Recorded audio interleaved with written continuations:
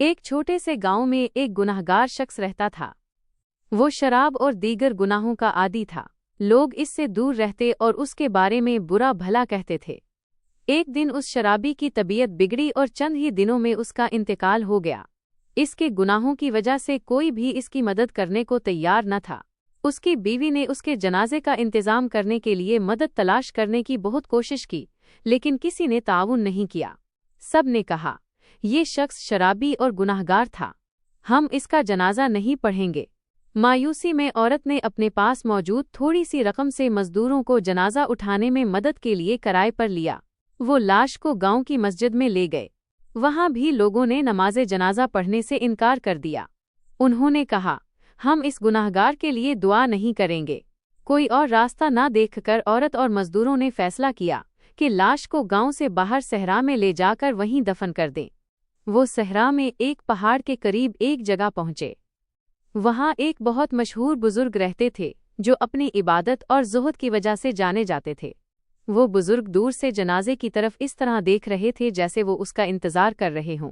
इबादत गुजार बूढ़े ने फौरन पहाड़ से नीचे उतरना शुरू किया और तेजी से जनाजे की तरफ आए। जब वो बुजुर्ग लाश के पास पहुंचे तो औरत और मजदूर हैरत ज़दा रह गए। उन्होंने फौरन उन्हें इस मशहूर शख्सियत के तौर पर पहचान लिया जिसकी इबादत की शोहरत दूर दूर तक फैली हुई थी। बुजुर्ग ने ऐलान किया कि वो खुद इस शख्स की नमाज़े जनाजा पढ़ाएंगे। ये खबर पूरे इलाके में जंगल की आग की तरह फैल गई और लोग हैरान रह गए। जब गांव में ये सुना गया कि वो मशहूर मुत्तकी शख्स पहाड़ से नीचे उतरकर शराबी के लिए दुआ करने आया है, तो हर कोई सहरा की तरफ दौड़ पड़ा।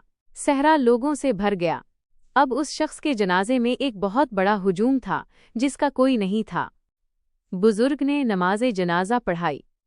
उसके बाद लाश को दफन कर दिया गया। ताहम लोगों के दिलों में एक बड़ा सवाल था। तदफीन के बाद लोग बुजुर्ग के पास आए और हैरत से पूछा, आपने इस गुनाहगार शराबी की नमाज़े जनाजा क्यों पढ़ाई? बुजुर्ग ने जवाब दिया, कल रात मुझे ख्वाब में अल्लाह तालीस की तरफ से बताया गया, सुबह सहरा में जाओ, वहां तुम्हें एक जनाजा मिलेगा जिसके साथ सिर्फ एक औरत होगी। इसकी नमाज पढ़ाओ।